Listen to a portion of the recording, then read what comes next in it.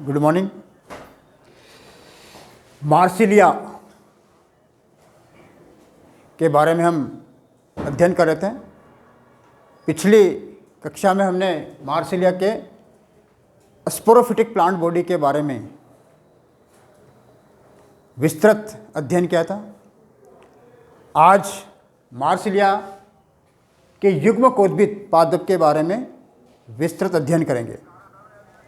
Marsilea gametophytic plant body.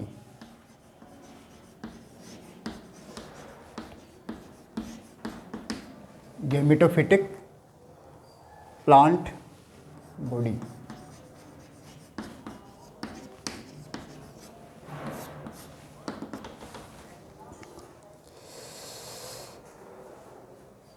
Marsilea एक heterosporous टेरिडोफिटिक genus है। इसमें दो प्रकार के बीजाणुओं का निर्माण होता है, जिन्हें लघु बीजाणु व गुरु बीजाणु कहते हैं। ये दोनों प्रकार के बीजाणु एक ही स्पोरोकार्प के अंदर परिवर्तित होते हैं। स्पोरोकार्प के डिहिसेंस के पश्चात ये बीजाणु मुक्त होते हैं और मुक्त होने के उपरांत ये अलग अलग गैमेटोफिटिक प्लांट बॉडी को जन्म देते हैं, जिनमें लघु बीजाणु अंकुरण के पश्चात नर युग्मकोद्भिद को बनाते हैं। इसी प्रकार गुरु बीजाणु अंकुरण के पश्चात फीमेल गैमेटोफाइट को परिवर्धित करते हैं। तो सबसे पहले हम मेल गैमेटोफिटिक प्लांट बॉडी के बारे में पढ़ेंगे, क्योंकि ये विषम बीजाणुविक वंश है, इसलिए इसमें दो प्रकार के बीजाणु उत्पन्न होते हैं और दोनों प्रकार के बीजाणु अलग अलग गैमेटोफिटिक प्लांट बॉडी को जन्म देते हैं। इसमें एक आ गया male gametophyte, male gametophyte, microspore एवं male gametophyte, microspore and male gametophyte, megaspore, megaspore and female gametophyte,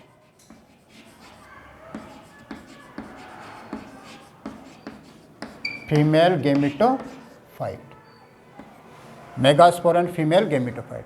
सबसे पहले microspore and male gametophyte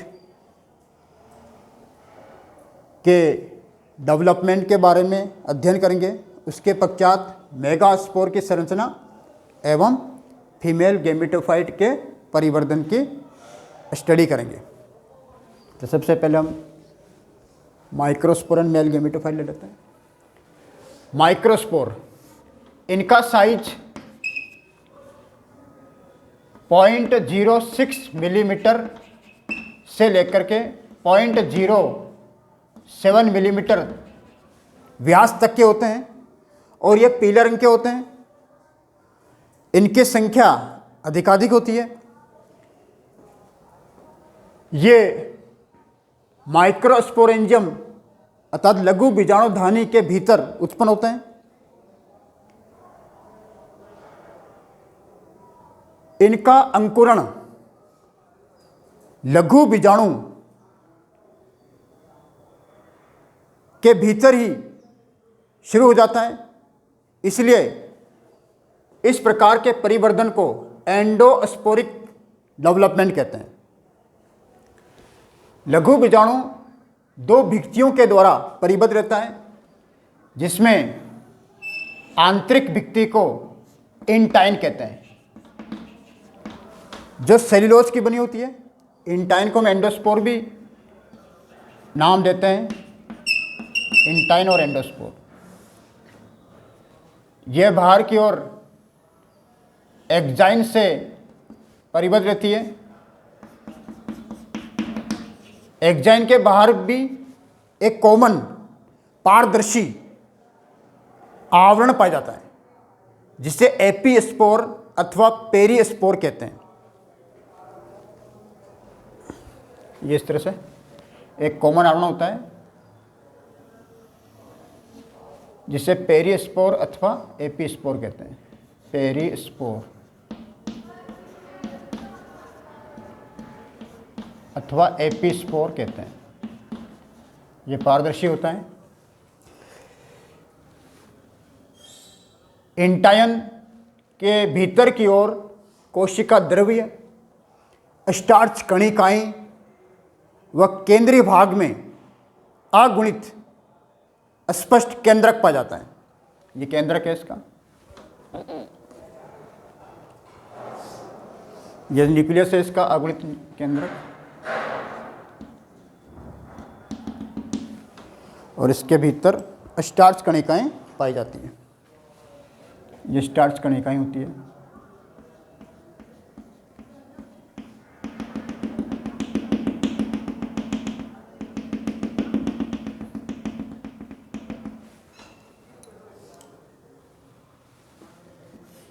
nucleus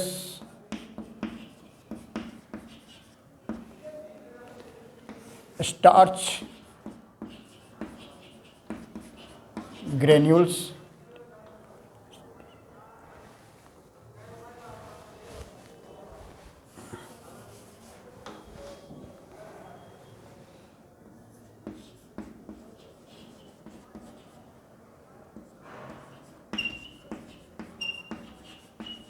starch granules,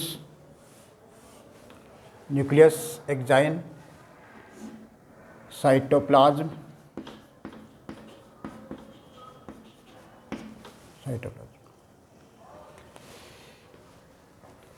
ये स्ट्रक्चर ऑफ माइक्रोस्पोर है। Structure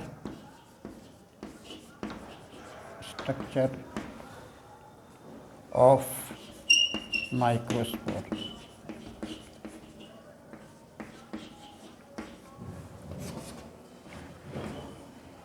structure of microspore.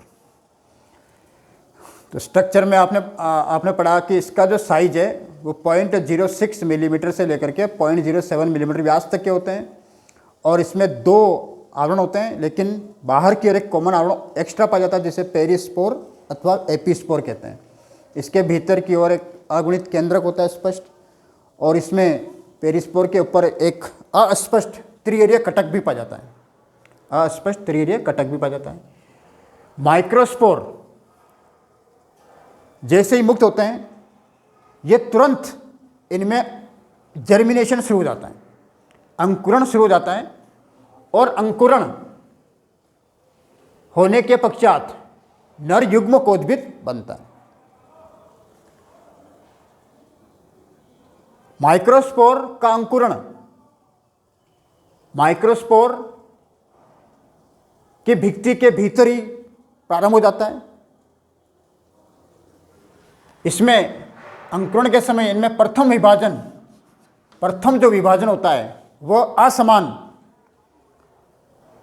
समसूत्री विभाजन होगा, जिससे एक छोटी उभयोतल बाइकॉन्वेक्स प्रोथेलियल सेल व एक बड़ी सेल बनती है। तो प्रथम विभाजन हुआ अनइक्वल डिवीजन। यह माइटोटिक डिवीजन होगा, क्योंकि यह माइक्रोस्पोर पहले से ही अगुणित है। तो इसमें सारे विभाजन जो है वह समसूत्री होंगे, और इससे 2 असमान कोशिकाएं उत्पन्न होगी, जिसमें एक छोटी कोशिका जो कि बाइकॉन्वेक्स है उसे हम कहते हैं प्रोथेलियल सेल। तो ये प्रोथेलियल सेल बन गई, प्रोथेलियल सेल। और एक बड़ी कोशिका बनती है, उसे हम कहते हैं लार्ज सेल।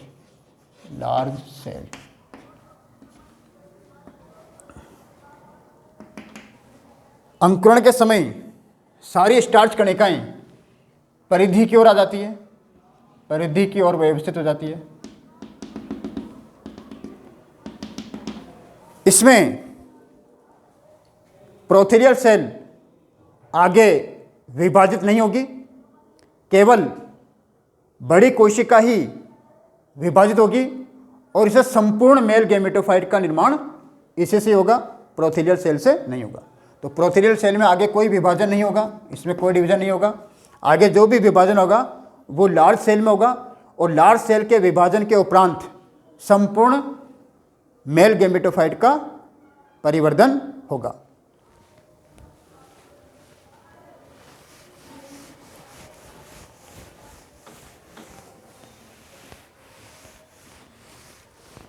तो इसमें आगे विभाजन होता है बड़ी कोशिका में, बड़ी सेल में। ये बड़ी सेल में विभाजन हो रहा है, इसमें विभाजन होगा, इसमें डिवीजन होता है, पेरिक्लिनल डिवीजन होगा, पेरिक्लिनल डिवीजन होगा, जिससे 2 सेल बनती है।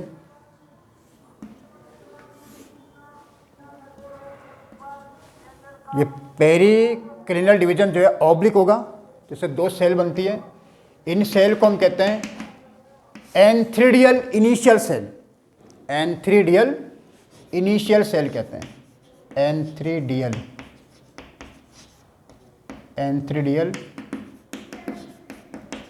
इनिशियल सेल कहते हैं। और ये प्रोथेलियल सेल है पहले से ही,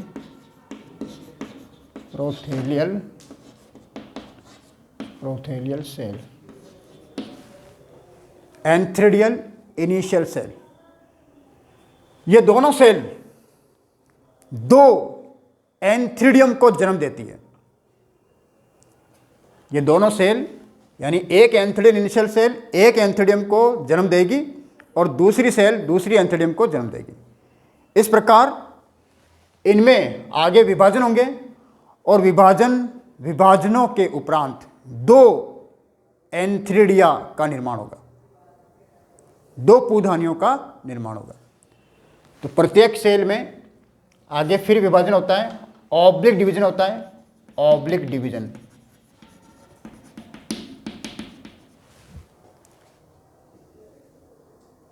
और इससे ये ऑब्लिक डिवीजन होगा, इस तरह से विभाजन होगा, जिससे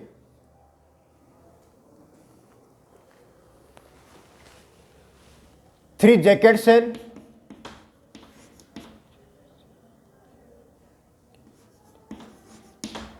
थ्री जैकेट सेल्स और एक होती है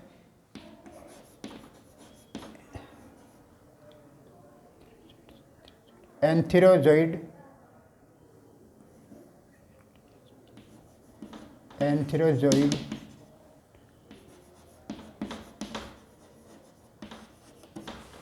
मदर सेल या एंड्रोगोनियल मदर सेल भी कह सकते हैं हम।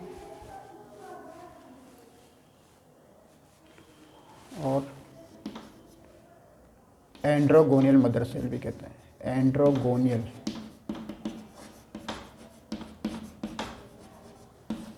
मदर सेल कहते हैं। तो इसमें भी ऑब्लिक डिवीजन हुआ और इससे प्रत्येक एंथ्रीडियल इनिशियल सेल से 3 तो बनती है जैकेट सेल और केंद्रीय भाग में एक सिंगल एंड्रोगोनियल मदर सेल का निर्माण होगा। एंथ्रोजॉइड मदर सेल आगे डिवीजन होगा इसमें और इससे 16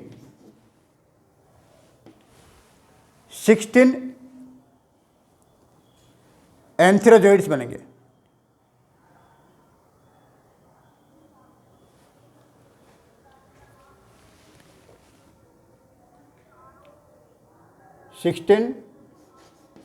एंथ्रोजॉइड्स बनेंगे।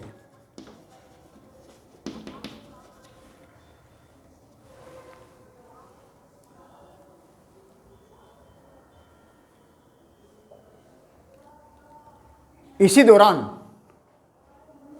जैकेट सेल्स का विघटन शुरू हो जाता है और सारे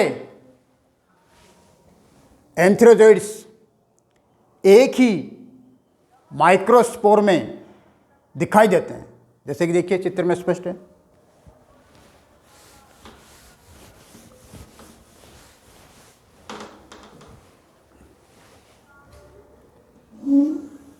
ये देखिए, ये माइक्रोस्पोर की वॉल है और इसमें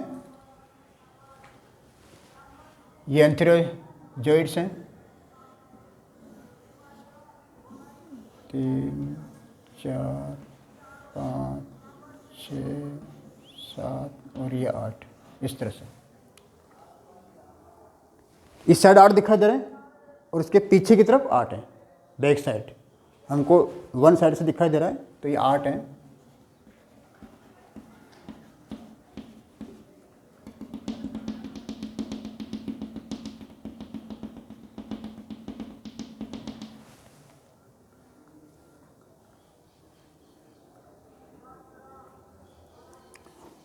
इसको अपने एंड्रोसाइड्स भी कह सकते हैं, 16 एंड्रोसाइड्स।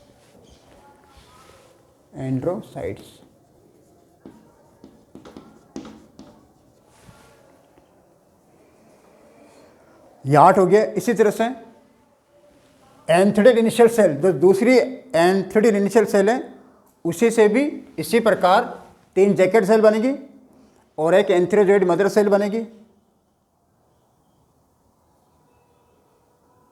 और वो आगे जाकर के 16 एंड्रोसाइड्स बनाएगी। जैसा कि मैंने बताया कि इसी दौरान जैकेट सेल्स, जो 3 जैकेट सेल उससे बनी, यानी टोटल मिला के 6 जैकेट सेल, वो सारी की सारी डिसऑर्गेनाइज हो गई, विघटित हो गई। और विघटन के उपरांत ये एंड्रोसाइड्स जो हैं, ये एक ही माइक्रोस्पोर में दिखाई देते हैं। तो ये दूसरा जो सेल है उससे बनने वाले एंड्रोसाइट हैं। इसमें भी 8 इधर दिखाई देंगे, 8 पीछे की साइड होते हैं।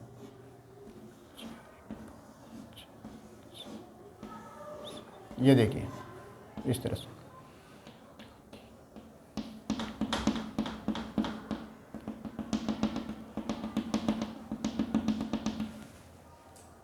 इस तरह से तो ये 16 एंड्रोसाइट्स हैं।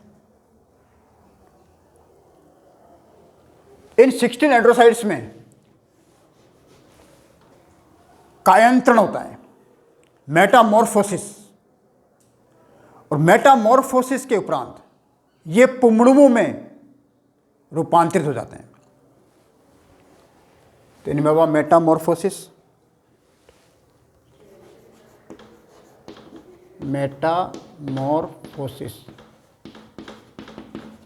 और इससे बन जाते हैं एंथेरोजोइड, एंथेरोजोइड बन जाते हैं इस तरह से। ये बन गया एंथेरोजोइड्स, ANTHEROI।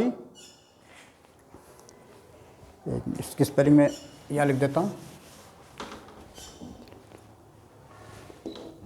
ANTHEROJOIDS,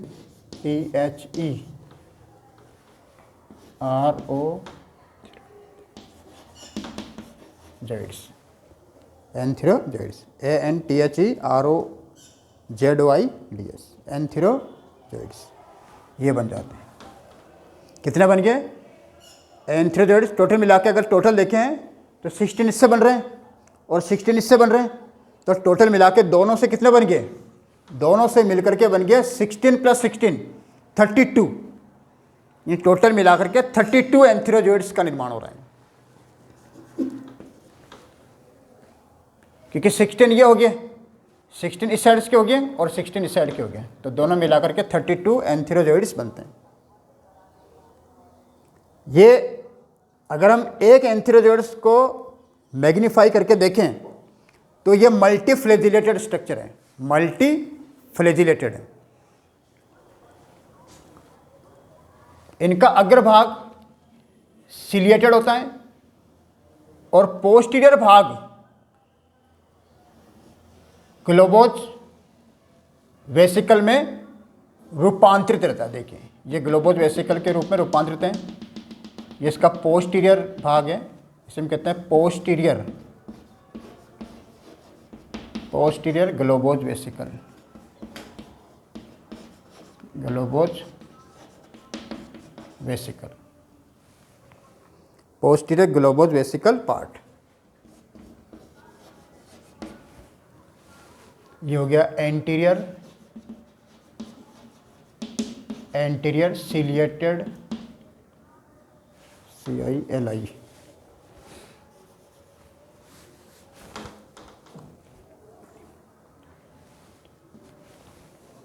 anterior ciliated part, anterior ciliated part. इसमें खूब सारे सीलिया लगे हुए रहते हैं और ये स्पाइरली कोइल्ड है और इसका अग्रस्त भाग, इसमें सीलिया पाए जाते हैं इस तरह से।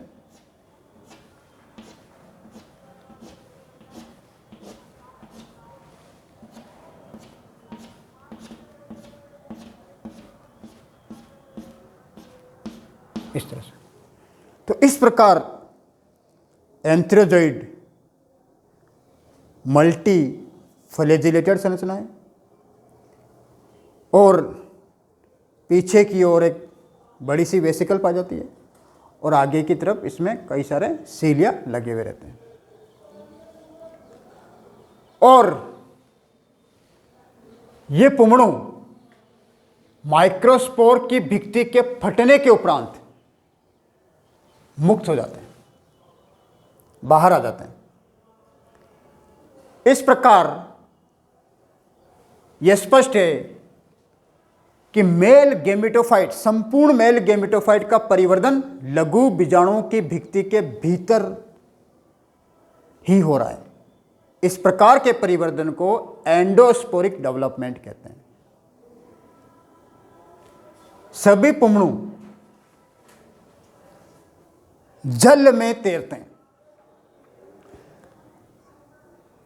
जल में तैरते हुए अस्त्रिधानी की ओर गमन करते हैं। कई सारे पुमड़ू अस्त्रिधानी में प्रवेश करते हैं, परंतु अंत में जो सबसे आगे की ओर जो पुमड़ू होता है वही अंड कोशिका से संयोजित होता है। इस घटना को निषेचन कहते हैं और इसके उपरांत युग्म नज का निर्माण होता है। तो इस प्रकार हमने देखा कि मेल गैमेटोफाइट का परिवर्तन हुआ और मेल गैमेटोफाइट से इसमें एक मेल गैमेटोफाइट में 2 एंथिडियम बनती है, 2 एंथिडिया बनी और दोनों एंथिडिया एक ही मेल गैमेटोफाइट में ही हैं और एक एंथिडियम से 16 एंथ्रोजोइड बन रहे हैं और दूसरी एंथिडियम से भी 16 एंथ्रोजोइड बन रहे हैं। कुल मिलाकर के एक मेल गैमेटोफाइट जो है उसमें टोटल मिलाकर के 32 एंथ्रोजोइड्स का निर्माण हुआ एक मेल गैमेटोफाइट से। और अगर पूछें प्रश्न कि एक मेल गैमेटोफाइट कितनी पूधानियों का निर्माण कर रहा है, तो 2। एक मेल गैमेटोफाइट 2 पूधानियों को बना रहा है और कुल पुमड़ू जो हैं वो होंगे 32। अगर इंडिविजुअली हम बात करें, सिंगल एंथिडियम की बात करें, तो सिंगल एंथिडियम से 16 एंथ्रोजोइड बनेंगे, तो हो गया ना 16 और 16 32 हो गए। Okay, clear. अब सेकंड जो पार्ट था गैमेटोफाइट में वो है megaspore and development of female gametophyte. Megaspore microspore से बड़े होते हैं, इसलिए इसका नाम जो है मेगास्पोर रखा गया है। तो अब हम मेगास्पोर की संरचना और फीमेल गैमेटोफाइट के डेवलपमेंट के बारे में स्टडी करेंगे। ये मेल गैमेटोफाइट हो गया कंप्लीट, एंथ्रोजोइड बन ही गया। इसमें एंथ्रोजोइड को मेल गैमिट भी कहते हैं, इसे मेल गैमिट भी कहते हैं, लिख देते हैं मेल गैमिट। ये मेल गैमिट है, मेल गैमिट। तो मेल गैमिट जो है मोटाइल होते हैं, चल होते हैं, क्योंकि इसमें सीलिया पाए जाते हैं।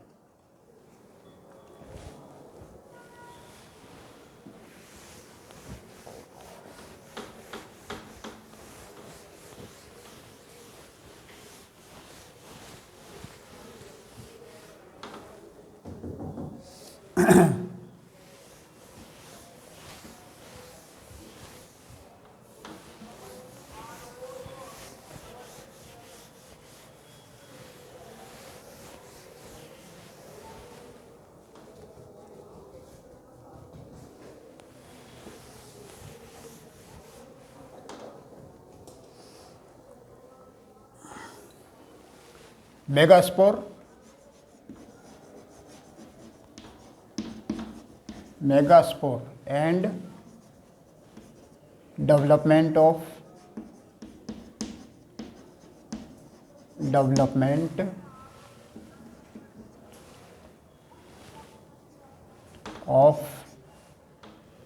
Female gametophyte.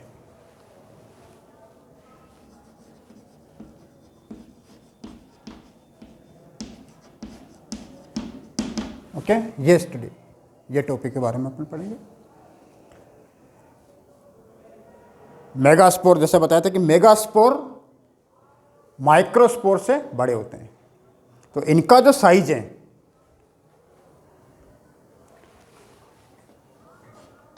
0.4 मिलीमीटर से लेकर के 0.8 मिलीमीटर, 8 मिलीमीटर तक का होता है, और इनका आकार ओवेट होता है। इनका अग्रभाग पेपिलेट होता है, पेपिलामय होता है, और ये अंड आकृति के होते हैं, यानी ओवेट होता है। इनका शेप जो है ओवेट होता है, ओवेट। और इनका अग्रभाग जो है वो पेपिलेट होता है, पेपिलामय होता है। जैसा कि देखिए चित्र बना करके बता रहे हैं, ये देखिए इसका अग्रभाग पेपिलेट हो गया, इस तरह से एक चोंच के समान है, और ये इस तरह से होता है, इस तरह से। इसमें भी दो भित्तियां पाई जाती है। इनर वॉल को इंटाइन कहते हैं और आउटर वॉल को एक्जाइन कहते हैं। इसमें दो भित्तियां पाई जाती है।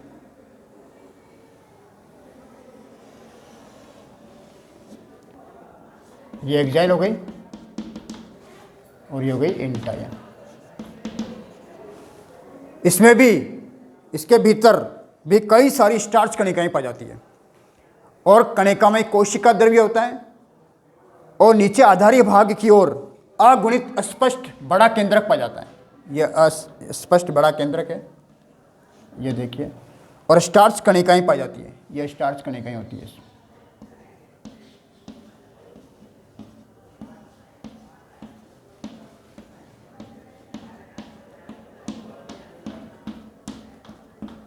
ये स्टार्च कणिकाएं होती है।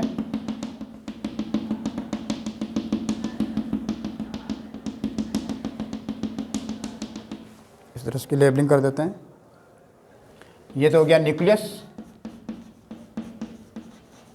ये हो गई starch कणिकाएं, starch granules, cytoplasm,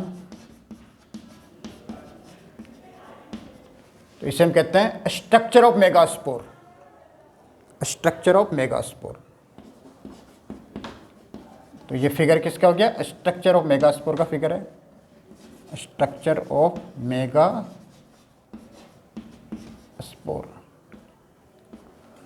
structure of megaspore. Okay, इसमें देखिए ये इसका आकार अंडानुमा है, और अग्रभाग पेपिलेट है। इसमें भी अंकुरण गुरु बीजाणु के भीतर ही शुरू हो जाता है, और ये भी गुरु बीजाणुधानी के मुक्त होने के पश्चात इनमें अंकुरण शुरू होता है। जिस प्रकार लघु बीजाणुधानी से मुक्त होने के पश्चात अंकुरित हुए, इसी प्रकार गुरु बीजाणु भी गुरु बीजाणुधानी से मुक्त होने के पश्चात अंकुरित होते हैं और अंकुरण के समय इनमें प्रथम विभाजन असमान होता है, जिससे दो असमान कोशिकाएं बनती है।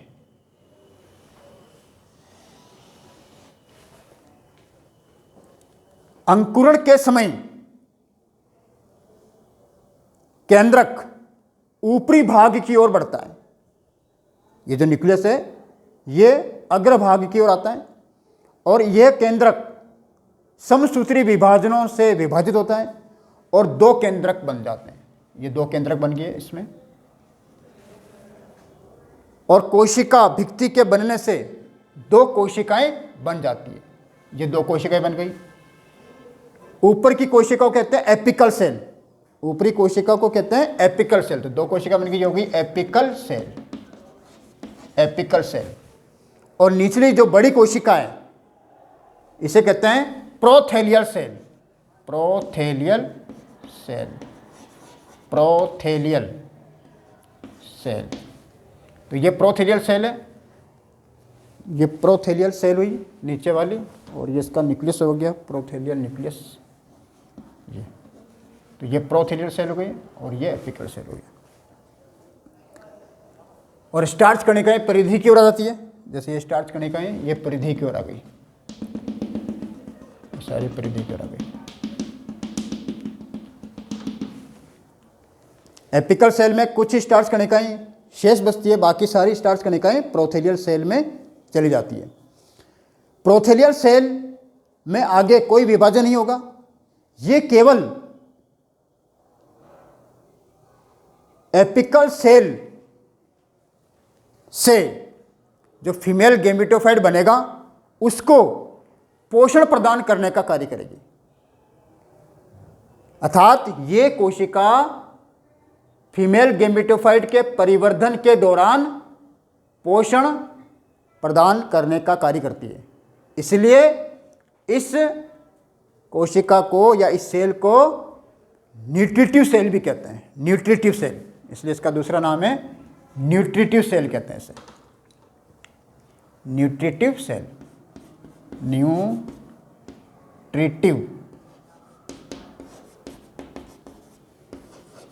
Nutritive cell. क्यों नाम दिया इसका, यह नाम क्यों दिया? क्योंकि यह आगे विभाजित नहीं होगी, परंतु यह पोषण प्रदान करने का कार्य करती है। तो इसमें कोई आगे कोई विभाजन नहीं होगा, तो इसका काम तो खत्म है। हम एपिकल सेल को आगे विभाजित करेंगे और इसी से संपूर्ण फीमेल गैमेटोफाइट का परिवर्धन पूर्ण होगा। तो एपिकल सेल में डिवीजन करेंगे हम। तो ये देखिए ये एपिकल सेल है, ये एपिकल सेल हो गई। इसमें 3 वर्टिकल डिवीजन होंगे, 3 vertical division, 3 vertical division, vertical division, 8 right angle to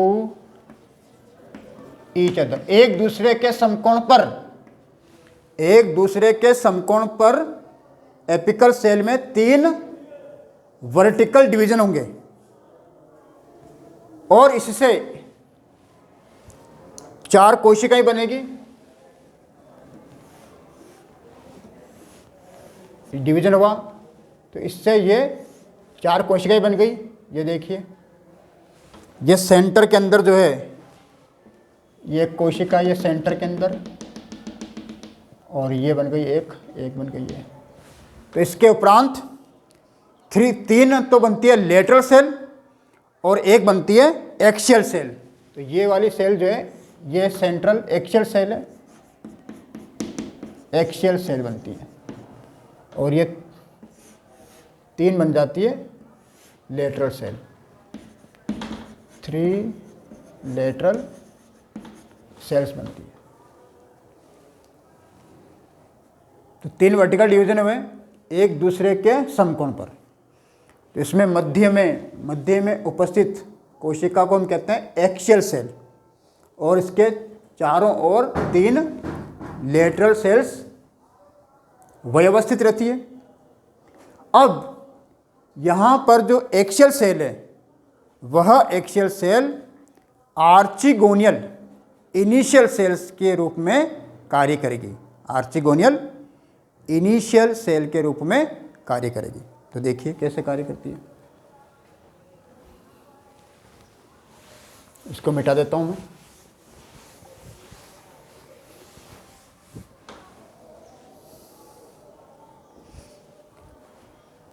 ये एक्सियल सेल है, ये एक्सियल सेल आर्चिगोनियल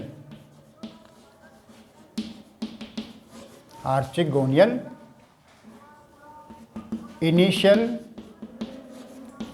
सेल की तरह कार्य करेगी, यानी आर्चिगोनियम को बनाने का कार्य करेगी। इसलिए इस सेल को हमने कहा आर्चिगोनियल इनिशियल सेल। तो आर्चिगोनियल इनिशियल सेल में डिवीजन होता है पेरिक्लिनल डिवीजन, पेरिक्लिनल डिवीजन होता है।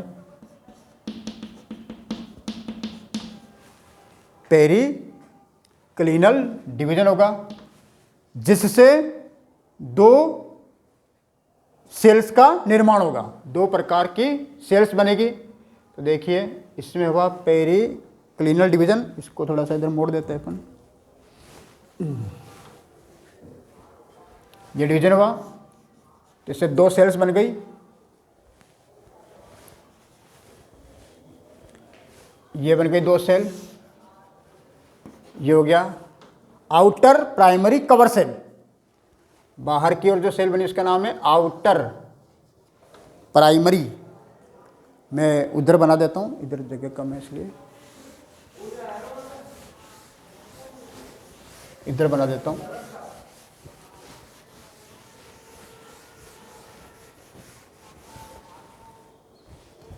ये एक्सियल सेल है, इसको हम कहते हैं आर्चिगोनियल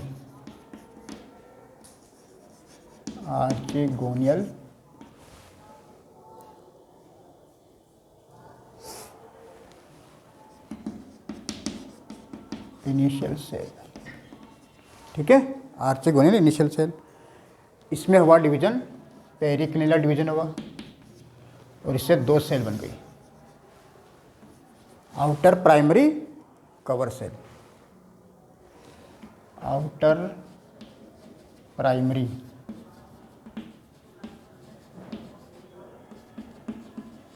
cover cell, outer primary cover cell, inner central cell बन गई, inner central cell. Outer primary cover cell, इसमें 2 एंटीक्लिनल डिवीजन हो गए, 2 एंटीक्लिनल डिवीजन। तो 2 एंटीक्लिनल डिवीजन हुआ तो ये बन गया 4 नेक इनिशियल्स, 4 नेक इनिशियल्स बन गए। फिर इसमें 1 हुआ एंटीक्लिनल डिवीजन तो ये बन गया 4 सेल्ड नेक बन गई, अरेंज्ड इन 2 टीयर, जो कि 2 टीयर में व्यवस्थित है, अरेंज्ड इन 2 टीयर, 2 टीयर्स, जो कि 2 टीयरों में व्यवस्थित है। इस प्रकार इसकी जो नेक हैं वो 8 सेल्ड होती है, 8 सेल्ड नेक होती है, जो कि 4 2 टीयरों में व्यवस्थित है। यानी इधर तक आ गई 4 और इधर भी आ गया 4, 2 टीयरों में लगी हुई है। 8 सेल्ड नेक होती है तो 4 इधर आ गई, 4 उधर आ गई। ठीक है, तो ये नेक बन जाती है। और इनर सेंट्रल सेल में अगेन डिवीजन होगा पेरिक्लिनल और इससे 2 सेल बनेगी, outer primary, outer primary, outer primary neck canal cell बनेगी, नेक कैनाल सेल बनेगी, और ये बनेगी इनर प्राइमरी वेंट्रल सेल बनेगी, वेंट्रल सेल बनेगी, inner primary ventral cell. Outer primary neck canal cell में फर्दर कोई डिवीजन नहीं होगा, और ये सीधा डायरेक्ट जो है नेक कैनाल सेल को निर्मित करेगी, नेक कैनाल सेल को निर्मित करेगी। इसमें आगे कोई डिवीजन नहीं होगा, ये सीधी प्रत्यक्ष रूप में outer primary neck canal cell को निर्मित करेगा।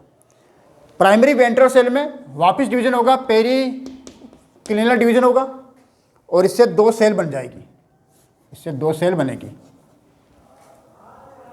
2 सेल बनेगी, जिसमें नीचे की ओर बड़ी बेसल 1 सेल होगी, बेसल या नीचे आधारी भाग की ओर 1 सेल बनेगी, 1 सेल, और इसके ठीक ऊपर की तरफ वेंटर कैनाल सेल निर्मित होगी, वेंटर कैनाल सेल। तो ये होगी vendor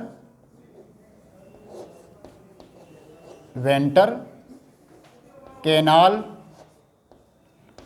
cell, venter canal cell.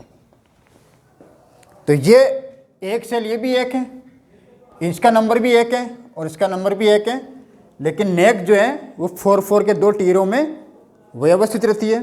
तो नेक सेल्स जो है टोटल मिलाकर के 8 होती है, ये 1 है। तो ये जो है फीमेल गैमेटोफाइट, तो फीमेल गैमेटोफाइट में एक ही आर्चिगोनियम का परिवर्तन होता है। अब इसके नीचे की ओर क्या है, नीचे की ओर प्रोथेलियल सेल था, यानी ये पूरा देखें हम इसको फिगर को अगर पूरा बनाएं तो देखिए ये तो बन गई आर्चिगोनियम। तो आर्चिगोनियम के आधारी भाग की ओर ये तो हो गई, ये यहाँ पर ये देखिए ये हो गई नेक सेल, ये नेक सेल हो गई, ये 4 के टीयर में व्यवस्थित है, ये इस तरह से, ये तो हो गई नेक सेल, ये तो हो गई नेक सेल।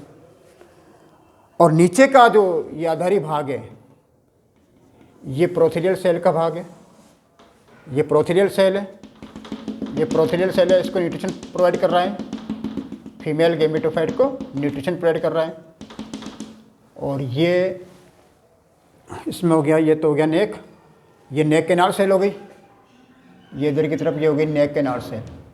ओके, फिर नेक कैनाल सेल के बाद है वेंटर कैनाल सेल, ये आ गई venter canal cell. Okay, venter canal cell, इसके जस्ट नीचे बड़ी सी एक सेल है, ये देखिए, ये बड़ी सी ये एक सेल है, ये एक न्यूक्लियस है, ये एक सेल, और ये फीमेल गैमेटोफाइट के टिश्यू हैं, ये इस तरह से। तो ये हैं स्ट्रक्चर, यानी mature female gametophyte, female gametophyte, ये फुल मेचर फीमेल गैमेटोफाइट की संरचना। इसमें नीचे की ओर ये तो हो गई प्रोथेलियल सेल, प्रोथेलियल सेल, और ये ऊपर की तरफ ये है archegonium, single archegonium, single archegonium, single archegonium. इसको भी लेबलिंग कर देते हैं आर्चिगोनियम का भी। ये तो हो गया नेक कैनाल सेल, ये हो गई वेंटर कैनाल सेल, और ये हो गया एग सेल, और ये हो गया एग न्यूक्लियस।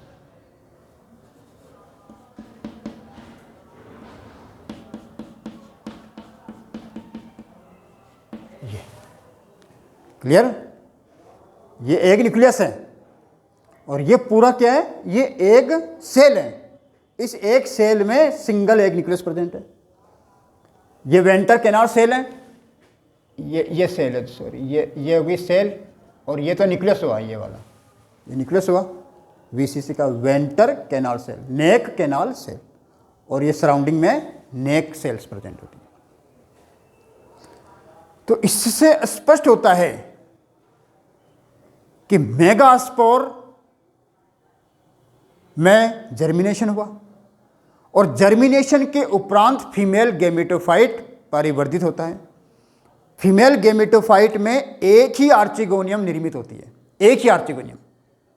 इसके विपरीत मेल गैमेटोफाइट में 2 पूधानियां बनी थी, लेकिन यहां पर एक फीमेल गैमेटोफाइट में एक आर्चिगोनियम परिवर्धित होगी। तो ये वेरी इंपॉर्टेंट पॉइंट है कि मेल गैमेटोफाइट में 2 पूधानियां, जबकि फीमेल गैमेटोफाइट में एक ही आर्चिगोनियम बनती है। और इससे यह भी स्पष्ट होता है कि गैमेटोफिटिक प्लांट बॉडी गैमिड्स के थ्रू जनन करती है और गैमिड्स सेक्स ऑर्गन में बनते हैं। यहां पर आर्चिगोनियम फीमेल सेक्स ऑर्गन के रूप में कार्य करती है और मेल गैमेटोफाइट में पूधानी अर्थात एंथ्रिडियम मेल सेक्स ऑर्गन है और दोनों ने गैमिट बनाए। यहां पर फीमेल गैमिट है, एक न्यूक्लियस फीमेल गैमिट की तरह काम कर रहा है। पहले हमने मेल गैमेटोफाइट को निर्मित कर लिया था, अब दोनों गैमिट्स तैयार हो गए। तो इसके बाद इनमें निषेचन की प्रक्रिया होगी और निषेचन के उपरांत युग्मनज बनेगा और युग्मनज पुनः विभाजनों के उपरांत स्पोरोफिटिक प्लांट बॉडी को जन्म देगा। तो अब हम पढ़ेंगे निषेचन की क्रिया। ये आप डायग्राम ड्रॉ कर लो, इसके बाद आएगा निषेचन।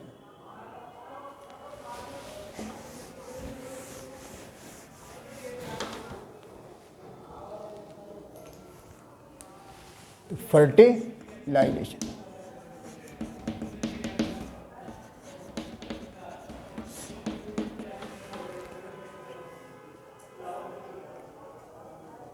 निषेचन की प्रक्रिया ज़ूडोगेमस प्रकार की होती है, जैसे कि पहले भी बताया था।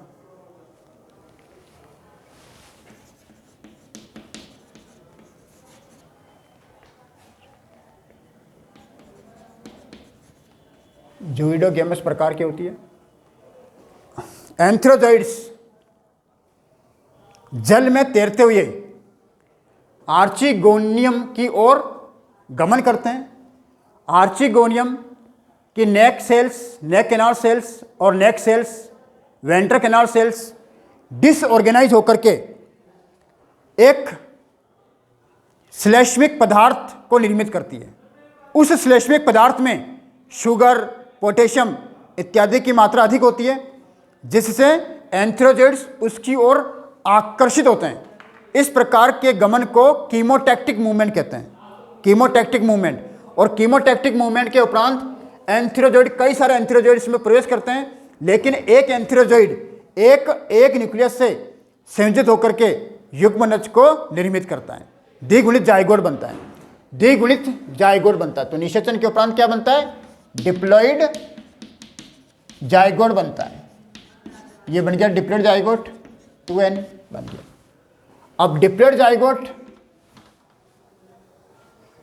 में विभाजन होगा और विभाजन से पुनः बीजाणु उद्भिद पादप बनेगा। तो जाइगोट में डिवीजन होता है, देखिए किस तरह से। डेवलपमेंट ऑफ एम्ब्रियो, तो इसमें आएगा डेवलपमेंट ऑफ एम्ब्रियो,